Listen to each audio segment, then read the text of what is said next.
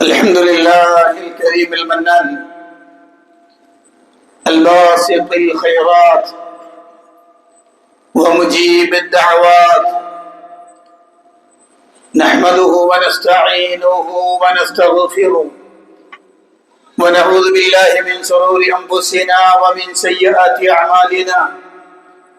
من يهده الله فلا مضل له ومن يضلل فلا هادي له، واشهد ان لا اله الا الله وحده لا شريك له، واشهد ان محمدا عبده ورسوله صلى الله وسلم وبارك عليه وعلى اله واصحابه ومن اهتدى بهداهم الى يوم الدين. اما بعد، فان اصدق الحديث كتاب الله، وخير الهدي هدي محمد صلى الله عليه وسلم، وشر الأمور محدثاتها، وكل محدثة بدعة، وكل بدعة ضلالة، وكل ضلالة في النار.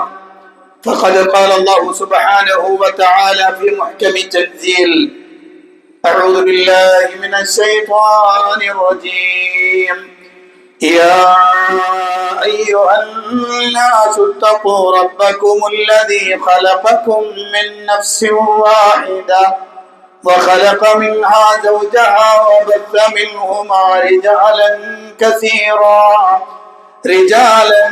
كثيرا ونساء،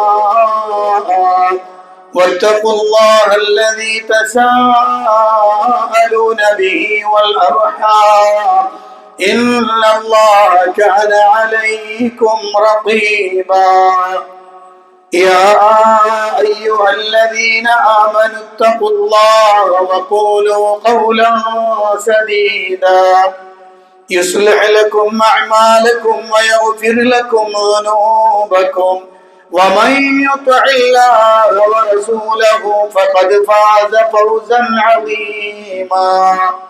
يا أيها الذين آمنوا اتقوا الله حق تقاته ولا تموتن إلا وأنتم مسلمون. പ്രിയപ്പെട്ട സഹോദരന്മാരെ, സഹോദരിമാരെ, പ്രപഞ്ചനാഥനായ അള്ളാഹുവിന്റെ കൽപ്പന നിർദ്ദേശങ്ങൾ ജീവിതത്തിന്റെ നിഖില മേഖലകളിലും സൂക്ഷിക്കണമെന്ന് എന്നോടെന്ന പോലെ നിങ്ങൾ ഓരോരുത്തരോടും അതർഹിക്കുന്ന പ്രാധാന്യത്തിൽ, ഗൗരവത്തിൽ ഉണർത്തുകയാണ്. പരിശുദ്ധ റമളാൻ, അതിന്റെ ഏറ്റവും പ്രധാനപ്പെട്ട പ്രാധാന്യം എന്ന് പറയുന്നത് പരിശുദ്ധ ഖുർആനിന്റെ അവതരണം ആ മാസത്തിൽ നടന്നു എന്നതാണ്. എന്തിനാണ് അല്ലാഹുവിന്റെ ഖുർആൻ മനുഷ്യ സമൂഹത്തിന് തന്നത് എന്ന ചിന്ത വളരെ ഗൗരവതരമായി നാം ഓരോരുത്തരും മനസ്സിലാക്കി വെക്കേണ്ടതാണ്. പരിശുദ്ധ ഖുർആൻ കേവലം പാരായണം ചെയ്യാൻ വേണ്ടി മാത്രമുള്ളതല്ല. പാരായണത്തിന് പ്രതിഫലമുണ്ട് എന്നതിൽ സംശയവും ഇല്ല. എന്നാൽ എന്തായിരുന്നു പരിശുദ്ധ ഖുർആനിന്റെ അവതരണവുമായി ബന്ധപ്പെട്ട് നോക്കുമ്പോൾ അല്ലാഹു സുബ്ഹാനഹു വ തആല എന്തിനാണ് ഖുർആൻ അവതരിപ്പിച്ചത്? അത് ഖുർആനിലൂടെ പരിശോധിക്കുമ്പോൾ നമുക്ക് മനസ്സിലാകുന്നത് ഖുർആൻ തദബ്ബുർ ചെയ്യാനാണ് എന്നാണ്. തദബ്ബുർ എന്ന് പറഞ്ഞാൽ എന്താ? ഖുർആൻ തദബ്ബുറാക്കുക എന്ന് പറഞ്ഞാൽ എന്താ? പലപ്പോഴും നമ്മളെല്ലാവരും പരിശുദ്ധ ഖുർആൻ വായിക്കുകയും പരിശുദ്ധ ഖുർആനിന്റെ അർത്ഥതലങ്ങളിലൂടെ കടന്നു പോവുകയും ചെയ്യുന്നുണ്ട്. പക്ഷെ യഥാർത്ഥത്തിൽ എന്താണ് തദബ്ബുർ എന്ന് പറഞ്ഞാൽ? പരിശുദ്ധ ഖുർആനിനെ തദബ്ബുർ ചെയ്യുക എന്ന് പറയുമ്പോൾ ഖുർആനിന്റെ ആയത്തുകളിലൂടെ വിശദീകരണം നൽകുന്ന മുഫസ്സിറുകൾ രേഖപ്പെടുത്തിയത് മൊത്തത്തിൽ ഞാൻ പറയാം 5 കാര്യങ്ങൾ ചേർന്ന് വരുമ്പോഴാണ് ഖുർആൻ തദബ്ബുറായി എന്ന് പറയാം. ഇബ്നു കസീറിനെ പോലെ, അതുപോലെ തന്നെ ഇബ്നു ഖയ്യിമുൽ ജൗസിയെ പോലെ ആധുനിക പണ്ഡിതനായ ഷെയ്ഖ് അസ്സഅദിയെ പോലെയുള്ള പണ്ഡിതന്മാർ അവരുടെ തഫ്സീറുകളിൽ അവർ പറഞ്ഞു വെച്ച കാര്യങ്ങളെ ക്രോഡീകരിച്ചുകൊണ്ട് 5 കാര്യങ്ങൾ ചേർന്ന് വരുമ്പോഴാണ് അതിനെ തദബ്ബുർ എന്ന് പറയുക. ഒന്നാമതായി തഫഹ്ഹുമു മആനി അൽഫാദിഹി എന്ന പരിശുദ്ധ ഖുർആനിന്റെ പദങ്ങളുടെ അർത്ഥം മനസ്സിലാക്കുക. അപ്പൊ ഖുർആനിന്റെ പദങ്ങളുടെ ആശയങ്ങളെ മനസ്സിലാക്കി വെക്കുക. 2 അത്തഫക്കുറു ഫീമാ തദുല്ലു അലൈഹി ആയാതിഹി മുതാബഖതൻ ഔ ളിംനൻ ഇൻദ മവാദിഇഹി. പരിശുദ്ധ ഖുർആൻ നൽകുന്ന ഉപദേശങ്ങളിൽ ഭക്തിയോടെ ആയത്ത് എന്താണോ സൂചിപ്പിച്ചിട്ടുള്ളത്, എന്താണോ ഉണർത്തിയിട്ടുള്ളത്, അതിനെക്കുറിച്ച് ആഴത്തിൽ ചിന്തിക്കുക എന്നതാണ്. മൂന്നാമത്തത് വന്തിഫാഉൽ ഖൽബി ബിദാലിക ബിഖുശൂഇഹി ഇൻദ മവാദിഇഹി. ഉപദേശങ്ങളുടെ വിഷയത്തിൽ കൃത്യമായി മനസ്സിലാക്കിക്കൊണ്ട് ഹൃദയത്തിൽ അതിന് ഉപകാരപ്പെടുന്ന രൂപത്തിലാവുക എന്നതാണ്. നാലാമത്തത് ഖുദൂഉഹു ലി അവാമിരിഹി വ നവാഹിഹി. പരിശുദ്ധ ഖുർആനിന്റെ കൽപ്പനകൾക്കും നിരോധനകളെയും അതിന്റെ മുന്നിൽ ഏറ്റവും താഴ്മയോടുകൂടി ഏറ്റവും വിനയത്തോടുകൂടി അതിനോട് പെരുമാറുക. അഞ്ചാമത്തത് വഅഖ്ദുൽ ഇബ്റതി മിൻഹു. അതിൽ നിന്ന് ഗുണപാഠം സ്വീകരിക്കുക. ഈ 5 ഘടകങ്ങൾ ഒത്തുചേരുമ്പോഴാണ് ഖുർആൻ തദബ്ബുറായി എന്ന് പറയാൻ പറ്റുക. ചില ആളുകളൊക്കെ പറയും ഞാൻ ഖുർആൻ ആദ്യം മുതൽ അവസാനം വരെയും വായിച്ചിട്ടുണ്ട്, പഠിച്ചിട്ടുണ്ട് എന്ന്. യഥാർത്ഥത്തിൽ അവർ ആദ്യം മുതൽ വായിച്ചിട്ടുമില്ല, പഠിച്ചിട്ടുമില്ല. കാരണം അതൊരു വായനയും പഠനവും എന്നത് പറയുന്നത് ഈ പറയപ്പെടുന്ന കാര്യങ്ങളെല്ലാം അവനിലേക്ക് കടന്നു വരുമ്പോൾ മാത്രമാണ് പരിശുദ്ധ ഖുർആൻ ഒരാൾ തദബ്ബുർ ചെയ്തു എന്ന് പറയുക. ഖുർആനിനെ തദബ്ബുർ ചെയ്തു എന്ന് പറയുന്നത് അങ്ങനെയാണ്. പരിശുദ്ധ ഖുർആനിലൂടെ കടന്നു പോകുമ്പോൾ നമുക്ക് മനസ്സിലാക്കാവുന്ന ചില കാര്യങ്ങൾ ഞാനൊരു 4 കാര്യങ്ങളായി പെട്ടെന്നൊന്ന് പറയാം. ഒന്നാമതായി മനസ്സിലാക്കി വെക്കേണ്ടത് പരിശുദ്ധ ഖുർആനിനെ ഉറ്റാലോചിക്കുക, അത് മനസ്സിലാക്കുക എന്നത് ഖുർആനിനോട് ചെയ്യുന്ന ഗുണകാംക്ഷയാണ് എന്നാണ്. കാരണം അല്ലാഹുവിന്റെ റസൂൽ സല്ലല്ലാഹു അലൈഹി വസല്ലം പറഞ്ഞൊരു വാചകം, പ്രവാചകൻ പറഞ്ഞു അദ്ദീനു അന്നസീഹ. ദീൻ എന്ന് പറഞ്ഞാൽ ഗുണകാംക്ഷയാണ്. അപ്പൊ സഹാബികൾ ചോദിച്ചു, ഖീല, ചോദിക്കപ്പെട്ടു, ആരോടാണ് ഈ നസീഹത്ത്? ലില്ലാഹി വലി റസൂലിഹി വലി കിതാബിഹി വലി അഇമ്മത്തിൽ മുസ്ലിമീന വ അമ്മത്തിഹിം എന്ന് അല്ലാഹുവിന്റെ പ്രവാചകൻ പറഞ്ഞ സുദീർഘമായ സുപ്രസിദ്ധമായ ഹദീസ്. അതിൽ അല്ലാഹുവിന്റെ പ്രവാചകൻ സല്ലല്ലാഹു അലൈഹി വസല്ലം പറഞ്ഞു വലി കിതാബിഹി, അല്ലാഹുവിന്റെ കിതാബിനോട് നസീഹത്ത് വേണം. നസീഹത്ത് എന്ന് പറഞ്ഞാൽ ഗുണകാംക്ഷയാണ്. എന്താണ് ആ പറഞ്ഞതിന്റെ അർത്ഥം? എന്താണ് ആ നസീഹത്ത് വേണമെന്ന് പറഞ്ഞാൽ അതിന്റെ അർത്ഥം അമ്മൻ നസീഹത്തു ലി കിതാബില്ലാഹ്. മഹാനായ ഇബ്നു റജബ് ഹംബലി അദ്ദേഹത്തിന്റെ ഗ്രന്ഥത്തിൽ വിശദീകരിക്കുന്നു, ജാമിഉൽ ഉലൂമി വൽ ഹിക്മ എന്ന ഗ്രന്ഥത്തിൽ വിശദീകരിക്കുന്നത് അമ്മൻ നസീഹത്തു ലി കിതാബില്ലാഹ്, അല്ലാഹുവിന്റെ ഗ്രന്ഥത്തിനുള്ള നസീഹത്ത് എന്ന് പറയുന്നത് ഫശിദ്ദത്തു ഹുബ്ബിഹി വ തഅദീമു ഖദ്രിഹി, അല്ലാഹു സുബ്ഹാനഹു വ തആലയുടെ കിതാബായ വേദഗ്രന്ഥം എന്ന് നമ്മൾ പറയുന്ന അള്ളാഹുവിന്റെ കലാമാകുന്ന ആ വർത്തമാനങ്ങളെ അതിനെ അങ്ങേയറ്റം ഇഷ്ടപ്പെടണം. അതിന്റെ മഹത്വം എന്താണോ ആ അതിന്റെ മഹത്വം അതിന് കൊടുക്കണം. മാത്രമല്ല അത് മനസ്സിലാക്കുവാൻ അങ്ങേയറ്റത്തെ വലിയ കഠിനമായ ആഗ്രഹമുണ്ടാവണം. അത് തദബ്ബുർ ചെയ്യാൻ അങ്ങേയറ്റം ആഗ്രഹിക്കണം. പരിശുദ്ധ ഖുർആനിന്റെ ആയത്തുകൾ ഓതുമ്പോൾ ഒരല്പനേരം അങ്ങനെ നിൽക്കണം. ഓതിയിട്ട് ഓരോ ആയത്തിന്റെയും തലക്കൽ നിൽക്കണം. എന്തിനാണ്?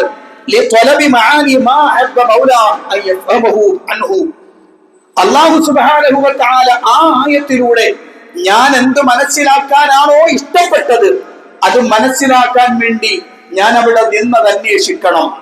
മാത്രമല്ല അല്ലാഹു സുബ്ഹാനഹു വ തആല എന്താണോ എന്നോട് മനസ്സിലാക്കാൻ പറഞ്ഞത് അതിനനുസരിച്ച് ഞാൻ നിലകൊള്ളുകയും വേണം.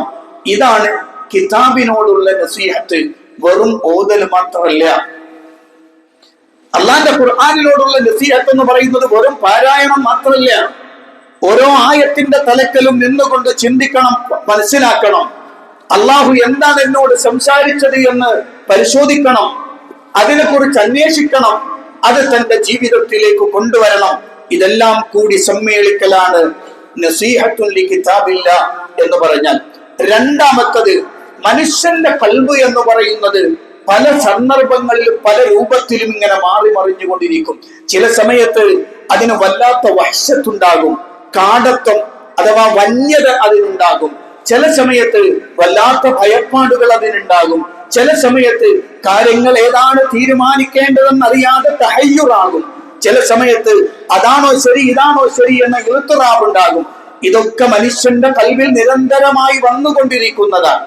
ആ സന്ദർഭങ്ങളിലെല്ലാം ഏറ്റവും നല്ലത് അള്ളാഹുവിന്റെ കിതാബിനെ മനസ്സിലാക്കുക എന്നതാണ്. അള്ളാഹുവിന്റെ കിതാബിലേക്കൊന്നിറങ്ങി അതിലൂടെ ഒന്ന് സഞ്ചരിക്കുമ്പോൾ നമ്മുടെ മനസ്സുകൾക്ക് വലിയ സമാധാനം കിട്ടും, നമ്മുടെ മനസ്സുകൾക്ക് ശാന്തി കിട്ടും, നമ്മുടെ മനസ്സുകൾക്ക് പല കാര്യത്തിലും തീരുമാനമെടുക്കാനുള്ള കരുത്ത് കിട്ടും. അവിടുന്ന് മാറിപ്പോകുന്നത് പോയിക്കൊണ്ടിരിക്കുമ്പോഴെല്ലാം നമ്മൾ ഖുർആനിൽ നകന്നു പോകുമ്പോൾ നമ്മുടെ ഹൃദയം ഇങ്ങനെ ചുരുങ്ങി ചുരുങ്ങി ഇറുകി കടുത്തങ്ങ് പോകുമെന്നതാണ്. അതുകൊണ്ടാണ് അള്ളാഹുവിന്റെ ഖുർആനിൽ അള്ളാഹു സുബ്ഹാനഹു വ തആല സ്വഹാബത്തിനെ വിളിച്ചുകൊണ്ട് ചോദിച്ചൊരു ചോദ്യമുണ്ട്. സ്വഹാബികളോടാണ് ആ ചോദ്യം.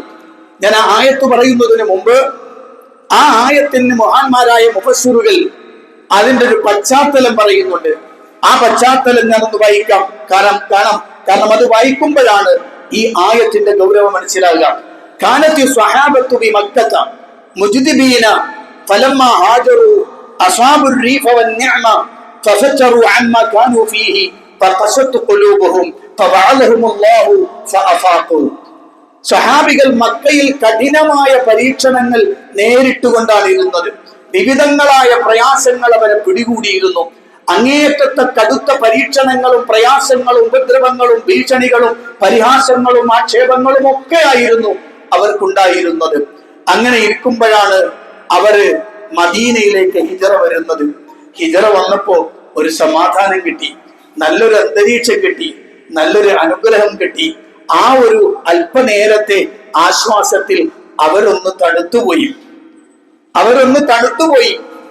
ഇന്നലകളിൽ അനുഭവിച്ചിരുന്ന പ്രയാസങ്ങളിൽ നിന്നൊക്കെ മാറി ഒരു അല്പം ആശ്വാസം കിട്ടിയപ്പോ അവരൊന്ന് സമാശ്വസിക്കുക സ്വാഭാവികമാണല്ലോ. അല്പനേരം അങ്ങനെ കഴിഞ്ഞു പോയപ്പോഴാണ് അല്ലാഹു സുബ്ഹാനഹു വ തആല പരിശുദ്ധ ഖുർആനിൽ അവരെ വിളിച്ചുകൊണ്ട് ചോദിക്കുകയാണ്, അലം യഅനില്ലദീന ആമനൂ അൻ തഖ്ശഅ ഖുലൂബുഹും ലിദിക്രില്ലാഹ് വമാ നസല മിനൽ ഹഖ് ولا يكونوا كالذين أوتوا الكتاب من قبل فطال عليهم الأمد فقست قلوبهم وكثير منهم فاسقون ألم يأن للذين آمنوا വിശ്വസിച്ച ആളുകൾക്ക് സമയമായിട്ടില്ലയോ അല്ലാഹുവിന്റെ ദിക്റിലേക്ക് ഹൃദയം ഭയപ്പെട്ട് വിനയപ്പെട്ടു വരാൻ സമയമായിട്ടില്ലയോ?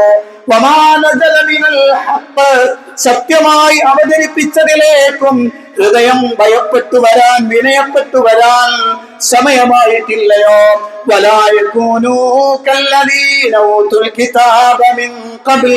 മുമ്പ് വേദഗ്രന്ഥം നൽകപ്പെട്ടവരെ പോലെ ആകാതിരിക്കാനും സമയമായിട്ടില്ലയോ? അവർക്ക് സമയം സുദീർഘമായി ലഭിച്ചു. അവരുടെ ഹൃദയങ്ങൾ കടുത്തുപോയി. അവരിൽ ഭൂരിപക്ഷം ആളുകളും ദുർനടപ്പുകാരായി മാറിപ്പോയി. ഈ ആയത്ത് അങ്ങോട്ട് അവതരിക്കാൻ നിങ്ങൾ ആലോചിച്ചോക്ക്. 13 കൊല്ലക്കാലത്തെ നിരന്തര പ്രയാസങ്ങൾക്ക് ശേഷം ഒരൽപ്പം നടു നിവർത്താൻ കിട്ടിയ ഒരു സമയത്ത് ഒന്ന് ആശ്വസിച്ചു പോയപ്പോഴാണ് അല്ലാഹു സുബ്ഹാനഹു വ തആലയുടെ കണിശമായ ഈ ചോദ്യം. അങ്ങനെയെങ്കിൽ മുസ്ലിം സമുദായമേ, നമ്മളോട് ഈ ആയത്ത് എങ്ങനെയായിരിക്കും ബന്ധപ്പെടുക? നമ്മളോട് ഈ ആയത്ത് എങ്ങനെയായിരിക്കും ബന്ധപ്പെടുക?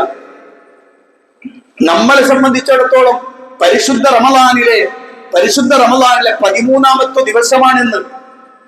13ാമത്തെ ദിവസം, 13 നോമ്പുകൾ 13ാമത്തെ ദിവസം എത്തി നിൽക്കുമ്പോ പരിശുദ്ധ ഖുർആനിൽ നിന്ന് സാധാരണ ഓതുകയാണെങ്കിൽ പോലും ഒരു 13 ജുസ് പൂർത്തിയാക്കേണ്ടുന്ന ദിവസമായിപ്പോ.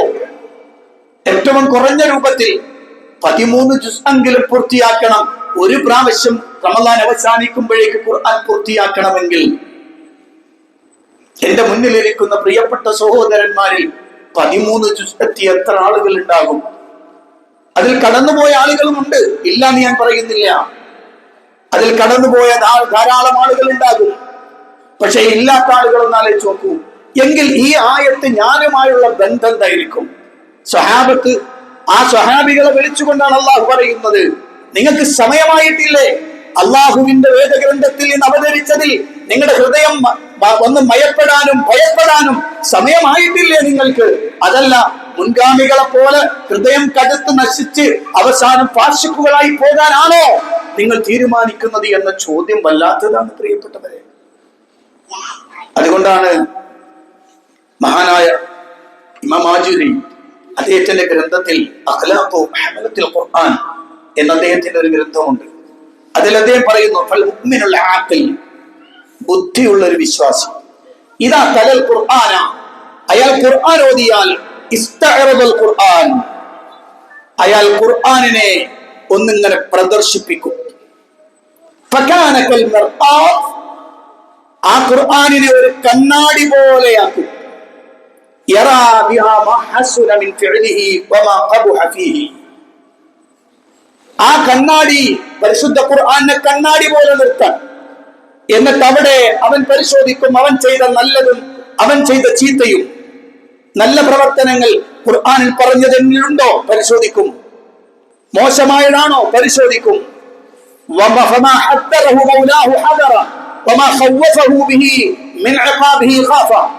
തന്റെ രക്ഷിതാവ് തന്നെ ഭയപ്പെടുത്തിയത് എന്താണോ, തനിക്ക് മുന്നറിയിപ്പ് നൽകിയത് എന്താണോ, ആ വിഷയത്തിലെത്തുമ്പോൾ അവൻ പേടിക്കും, അവൻ ആ മുന്നറിയിപ്പ് ഉപകാരപ്പെടും. തന്റെ രക്ഷിതാവ് എന്താണോ തന്നോട് ശക്തമായി പറഞ്ഞത്, പ്രേരിപ്പിച്ചത്, തനിക്ക് ആഗ്രഹം ഉണ്ടാക്കി തന്നത് ഏതാണോ, ആ വിഷയത്തിൽ അങ്ങേയറ്റത്തെ പ്രതീക്ഷയും ആഗ്രഹവും അവനുണ്ടാകുന്ന. ജീവിതത്തിൽ എപ്പോഴെങ്കിലും ഖുർആനിനെ ഒരു കണ്ണാടിയായി കണ്ടിട്ടുണ്ടോ നമ്മൾ? എപ്പോഴെങ്കിലും അള്ളാഹുവിന്റെ ഖുർആനിനെ ഇങ്ങനെ തുറന്നു വെച്ചിട്ട് ആ ഖുർആനിനെ മുന്നിൽ വെച്ച് ഖുർആനിനെ ഒരു മിർആത്ത് പോലെയാക്കി അതിൽ പറഞ്ഞതാണ് ഞാൻ എന്ന് അന്വേഷിച്ചിട്ടുണ്ടോ എപ്പോഴെങ്കിലും? ഇല്ല, ഇല്ല, ജീവിതത്തിൽ അത് ഉണ്ടായിട്ടില്ല. അതുകൊണ്ട് തന്നെയാണ് പ്രിയപ്പെട്ടവരെ, നമ്മെ സംബന്ധിച്ചിടത്തോളം നമ്മളും ഖുർആനും തമ്മിൽ എന്ത് ബന്ധമെന്ന് ചോദിച്ചാൽ വെറും ഒരു പാരായണത്തിനപ്പുറത്തേക്ക് ഖുർആനിനെ ഉള്ളിലേക്ക് ഇറങ്ങി ഖുർആനിന്റെ ആശയ തലങ്ങളിലൂടെ കടന്നുപോയി ഖുർആനും ഞാനുമായുള്ള ബന്ധത്തെ സുദൃഢമാക്കാൻ നമുക്ക് സാധിക്കാതെ വന്നു എന്നത് ഗൗരവമുള്ള വിഷയമാണ്. അപ്പോ അള്ളാഹുവിന്റെ പ്രവാചകൻ സ്വല്ലല്ലാഹു അലൈഹി വസല്ലം പഠിപ്പിച്ച ഈ ആശയം നമ്മുടെ ജീവിതത്തിൽ നിന്ന് നഷ്ടമാവുകയാണ്. പലപ്പോഴും നമ്മൾ എല്ലാവരും ചിന്തിക്കുന്നത്, പറയുന്നതും ഖുർആൻ ഒന്ന് പൂർത്തിയാക്കി, ഖുർആൻ പൂർത്തിയായിട്ടില്ലല്ലോ എന്ന് ഖത്മ് തീർക്കുന്നതിനെ കുറിച്ചുള്ള വേജാറിലാണ് നമ്മൾ. യഥാർത്ഥത്തിൽ ഖത്മ് എപ്പോൾ പൂർത്തിയായി എന്നുള്ളതല്ല വിഷയം. പിന്നെന്താ യഥാർത്ഥത്തിൽ മുറാദ് എന്താണ്? മത്താ അഅ്ഖല മിനല്ലാഹിൽ ഖിതാബ്, മത്താ അസ്തജിർ, മത്താ അഅ്തബിർ. ഞാൻ എപ്പോഴാണ് അള്ളാഹു എന്നോട് പറഞ്ഞ കാര്യത്തിനെ കുറിച്ച് മനസ്സിലാക്കുന്നത്? എപ്പോഴാണ് ഞാൻ അതിനെക്കുറിച്ച് പേടിക്കുന്നത്? എപ്പോഴാണ് ഞാൻ അതിനെക്കുറിച്ച് ഗുണപാഠമായി എനിക്ക് ബോധ്യമാകുന്നത്? അതാണ് നിരന്തരം ചിന്തിക്കേണ്ടത്. പൂർത്തിയാക്കാൻ എളുപ്പമാണ്, 1 മണിക്കൂർ മതി ഒരു ജുസ് പൂർത്തിയാക്കാൻ, വായിച്ചു ഓതി പോകാൻ എളുപ്പമാണ്. പക്ഷെ അതിൽ നിന്ന് എന്താണ് എനിക്ക് കിട്ടിയത്? അത് ചിന്തിക്കാൻ കുറച്ച് പണിയുണ്ട്, അത് ആലോചിക്കാൻ കുറച്ച് പണിയുണ്ട്. അതുകൊണ്ട് തന്നെ ഏറ്റവും പ്രധാനപ്പെട്ട വിഷയം നമ്മുടെ ഹൃദയങ്ങളുടെ സ്വലാഹിന്റെ അസ്ല്, അഥവാ ഹൃദയം നന്നാകണമോ അതിന്റെ അസ്ൽ എന്താണെന്നറിയുമോ? ഫഖിറാഅത്തുൽ ഖുർആനി ബിത്തഫക്കുരി ഹിയ അസ്ലു സ്വലാഹിൽ ഖൽബ്.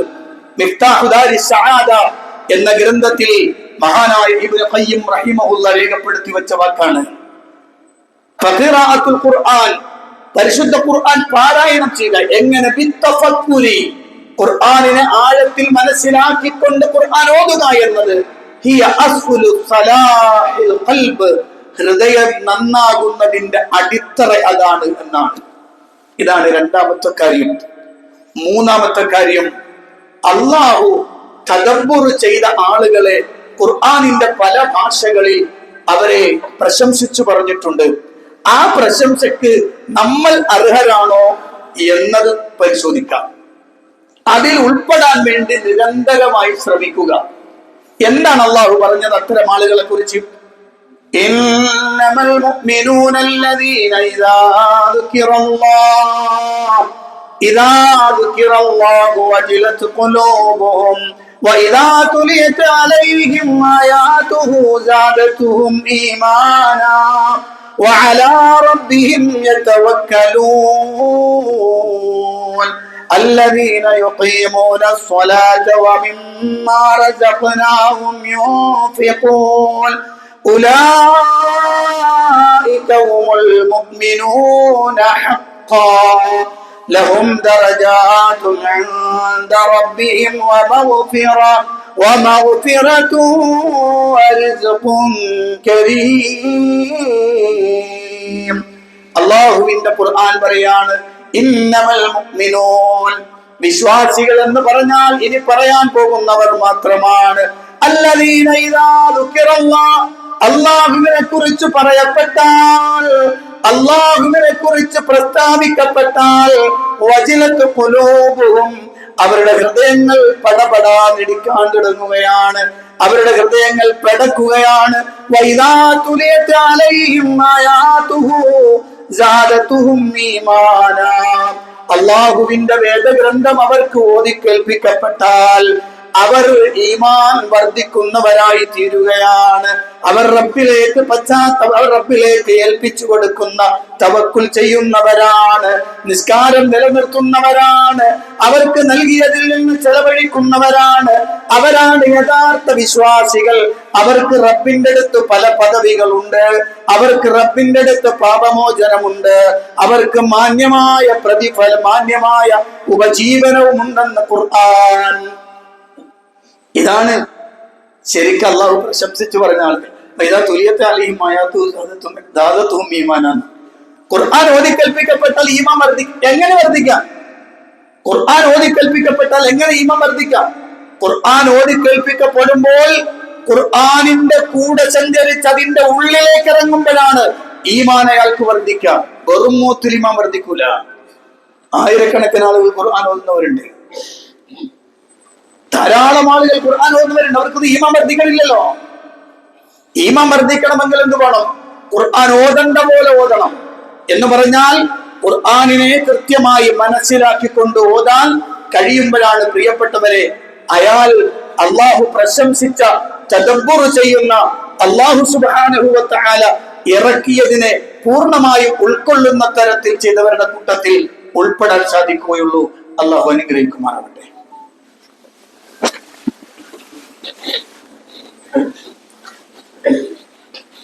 അൽഹംദുലില്ലാഹി റബ്ബിൽ ആലമീൻ, അസ്സലാത്തു വസ്സലാമു അലാ അശ്റഫിൽ അംബിയാഇ വൽ മുർസലീൻ, നബിയ്യനാൽ ഹബീബി മുഹമ്മദിൻ സ്വല്ലല്ലാഹു അലൈഹി വസല്ലം വഅലാ ആലിഹി വസഹ്ബിഹി വമൻ തബിഅഹും ബിഇഹ്സാനിൻ ഇലാ യൗമിദ്ദീൻ. അമ്മാ ബഅദ്, ഇത്തഖുല്ലാഹ ഇബാദല്ലാഹ്. പ്രിയപ്പെട്ട സത്വിശ്വാസികളെ, വിശ്വാസിനികളെ, അല്ലാഹുവിന്റെ കൽപ്പനകൾക്കനുസരിച്ച് ജീവിക്കണമെന്ന് ഒരിക്കൽ കൂടി എന്നോടും നിങ്ങളോടും ഉണർത്തുകയാണ്.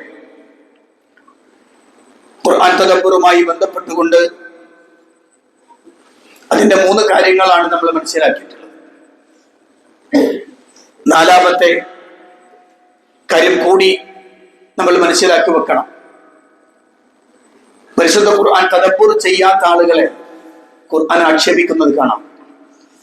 3 തരത്തിൽ. 1, മുനാഫിക്കുകളെ ഖുർആൻ ആക്ഷേപിക്കുന്നുണ്ട്.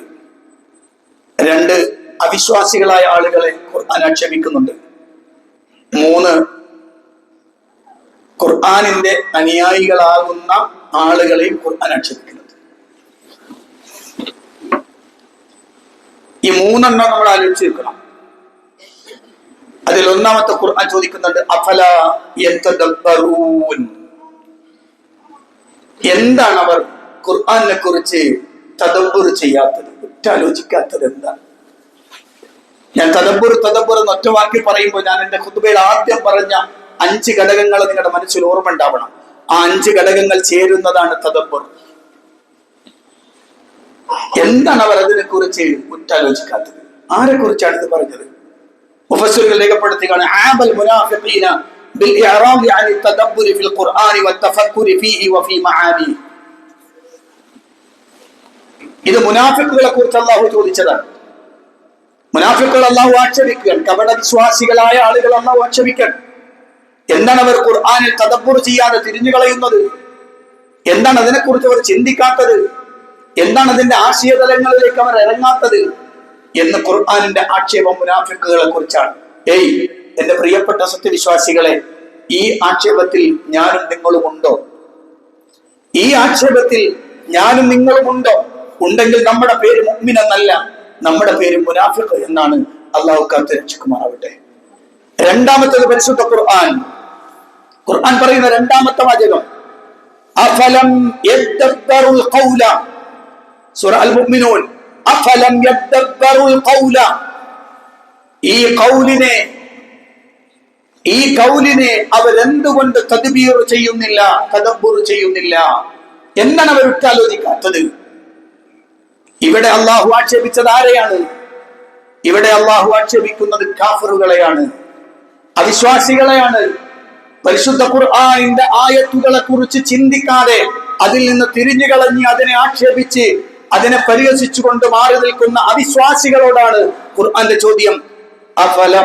അഫലം യദ്ദബ്ബറുൽ ഖൗല.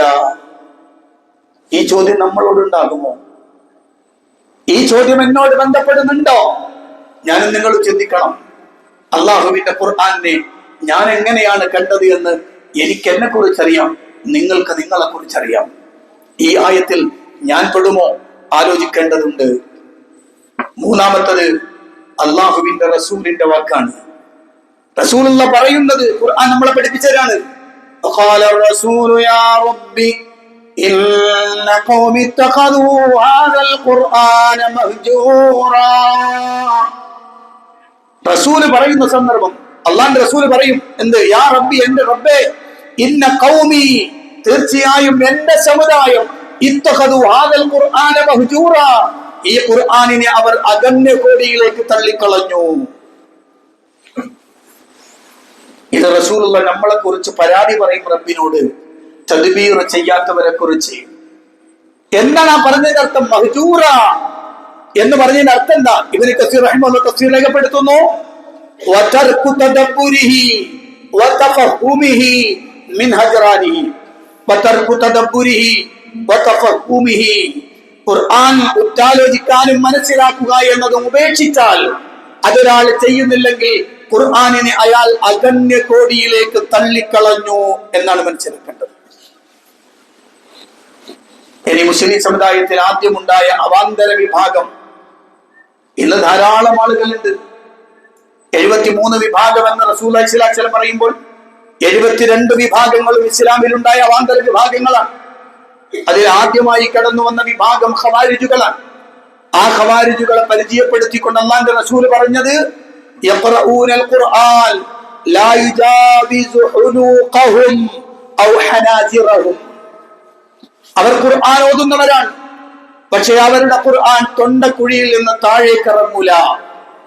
ലാ യുജാവിസു തറാഖിയഹും, അവരുടെ ഖുർആൻ തൊണ്ടക്കുഴിയിൽ നിന്ന് താഴേക്ക് ഇറങ്ങൂല. അത്തരം ചില ഓത്തുകാരുണ്ട്. അത് ഖവാരിജുകളുടെ പ്രത്യേകതയായി അള്ളാഹുവിന്റെ റസൂൽ സല്ലല്ലാഹു അലൈഹി വസല്ലം പറഞ്ഞു. ഇമാം നബവി വിശദീകരിച്ച വാചകം ഇങ്ങനെ, ലൈസ ഹദ്ദുഹും മിനൽ ഖുർആനി ഇല്ലാ മുറൂറുഹു അലൽ ലിസാൻ ഫലാ യുജാവിസു തറാഖിയഹും ലിയസ്ല ഖുലൂബഹും വലൈസ ദാലിക ഹുവൽ മത്ലൂബ് ബൽ മത്ലൂബ് തഅഖുലിഹി വതദബ്ബുരിഹി ബിവുഖൂഇഹി ഫിൽ ഖൽബ്. അവരുടെ അവസ്ഥ എന്താണ്? അവർക്ക് ഖുർആനുമായുള്ള ഒരു ബന്ധം എന്ന് പറയുന്നത് നാവിലൂടെ അതിങ്ങനെ കടന്നു പോകല് മാത്രമാണ്. അതിന്റെ ഉള്ളിലേക്ക്, അതിന്റെ ആശയതലങ്ങളിലേക്ക്, അർത്ഥതലങ്ങളിലേക്ക്, അതിന്റെ ചിന്തനീയമായ മേഖലയിലേക്ക്, അതിന്റെ അഹ്കാമുകളിലേക്ക്, അതിന്റെ മറ്റു കാര്യങ്ങളിലേക്ക് ഒന്നും ഇറങ്ങി തന്റെ കൽബിൽ മാറ്റമുണ്ടാക്കുന്ന തരത്തിലുള്ള ചിന്തയും പഠനവും ഒന്നും ഉണ്ടാവില്ല. ഇത്രയും ഗൗരവതരമായ വിഷയം.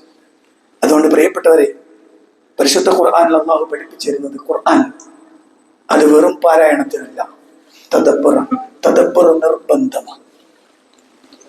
തദബ്ബുർ നിർബന്ധമാണ്. ഖുർആൻ തദബ്ബുർ ചെയ്യൽ നിർബന്ധമാണ്. ഖുർആൻ തദബ്ബുർ ചെയ്യൽ നിർബന്ധമാണ്. 3 ആയത്തുകളിൽ അല്ലാഹു വിശദീകരിക്കുന്നുണ്ട്. ഞാൻ ആ ആയത്ത് വിശദീകരിക്കാൻ ഉദ്ദേശിക്കുന്നില്ല. ഒരു ചോദ്യം മാത്രം അല്ലാഹു ചോദിക്കുന്നത്, അഫലാ യതദബ്ബറൂനൽ ഖുർആന അം അലാ ഖുലൂബിൻ അഖ്ഫാലുഹാ, അഫലാ യതദബ്ബറൂനൽ ഖുർആന അം അലാ ഖുലൂബിൻ അഖ്ഫാലുഹാ. അവരെന്താണ് ഖുർആനിനെ കുറിച്ച് തദബ്ബുർ ചെയ്യാത്തത്? അതല്ല അവരുടെ കൽബുകളിൽ വല്ല മൂടികളും വല്ല പൂട്ടുകളും വെച്ച് അടച്ചിരിക്കുകയാണോ എന്ന ഖുർആനിന്റെ ചോദ്യം. പ്രിയപ്പെട്ടവരെ, നമ്മുടെ കൽബിൽ ഖുർആൻ തദബ്ബുർ ചെയ്യാതെ നമ്മൾ അടച്ചു പൂട്ടി വെച്ചിട്ടുണ്ടെങ്കിൽ അത് തുറക്കാനുള്ള താക്കോല് നമ്മുടെ കയ്യിലുണ്ട്. അതെന്താണ് ആ താക്കോല്? ഖുർആൻ പറഞ്ഞ തദബ്ബുറിന്റെ വിഷയമായി പറഞ്ഞ കാര്യങ്ങളിലേക്ക് നമ്മളൊന്ന് ഇറങ്ങിയാൽ മതി. അപ്പൊ ക്ലിയറായി. പരിശുദ്ധ റമളാനിന്റെ ഏറ്റവും പ്രധാനപ്പെട്ട പ്രത്യേകത ഖുർആനാണ്. അൽ ഖുർആനു വസ്സിയാമു യശ്ഫഅാനി ലിൽ അബ്ദി. ഖുർആനും നോമ്പും അടിമക്ക് ശുപാർശകരായി വരുമെന്ന് അള്ളാഹുവിന്റെ പ്രവാചകൻ സ്വല്ലല്ലാഹു അലൈഹി വസല്ലം പഠിപ്പിക്കുകയാണ്. അതുകൊണ്ട് റമളാനിൽ നമ്മെ സംബന്ധിച്ചിടത്തോളം പരിശുദ്ധ ഖുർആൻ പഠിക്കാനും മനസ്സിലാക്കാനും ആഴത്തിൽ ഇറങ്ങാനുമുള്ള സൗകര്യം നമ്മൾ ഓരോരുത്തരും ചെയ്യണം. അതിന് നമ്മുടെ കയ്യിൽ ധാരാളം വിശദീകരണ ഗ്രന്ഥങ്ങളുണ്ട്. മുജാഹിദുകളെ സംബന്ധിച്ചിടത്തോളം ഞാൻ പറയും, കേരളത്തിൽ ഏറ്റവും അധികം ഭാഗ്യം ലഭിച്ച വിഭാഗം മുജാഹിദുകളാണ് എന്ന്.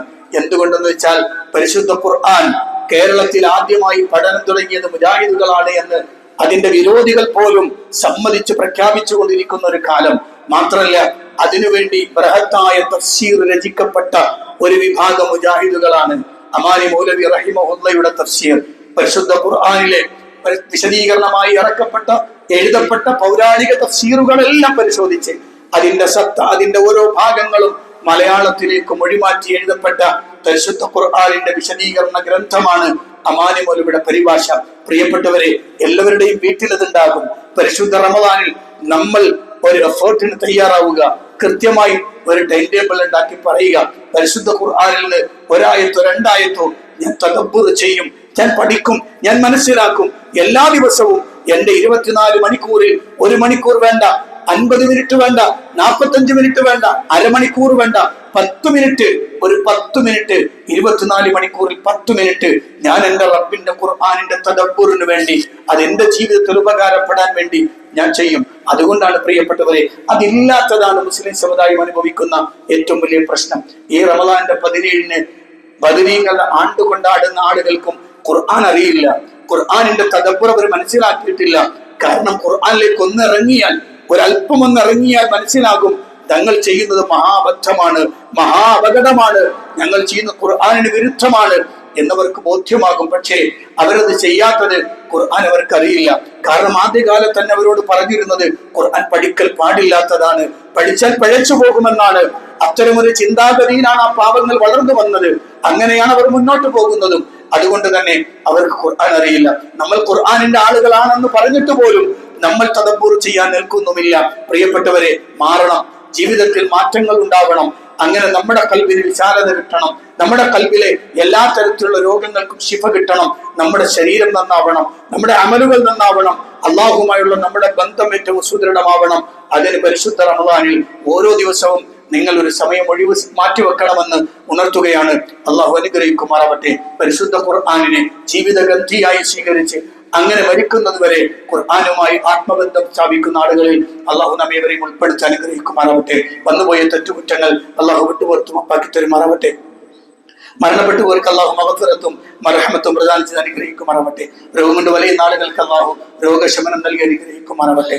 നമ്മൾ അനുഷ്ഠിക്കുന്ന നോമ്പും നിസ്കാരവും നമ്മുടെ ഖുർആൻ പാരായണവും മറ്റെല്ലാ പ്രവർത്തനങ്ങളും അല്ലാഹു സ്വീകരിക്കുകയും അർഹമായ പ്രതിഫലം നിന്ന് അനുഗ്രഹിക്കുകയും ചെയ്യുമാറാവട്ടെ. അല്ലാഹുമ്മ ഗ്ഫിർ ലിൽ മുഅ്മിനീന വൽ മുഅ്മിനാത്ത് വൽ മുസ്ലിമീന വൽ മുസ്ലിമാത്ത് അൽ അഹ്യാഇ മിൻഹും വൽ അംവാത്ത് إنك مجيب الدعوات وقاضي الحاجات. اللهم أعز الإسلام والمسلمين وأذل الشرك والمشركين. اللهم دمر أعداءنا وأعداء الدين بما شئت وكيف شئت يا ذا الجلال والإكرام. ربنا آتنا في الدنيا حسنة وفي الآخرة حسنة وقنا عذاب النار. آمين برحمتك يا أرحم الراحمين والحمد لله رب العالمين.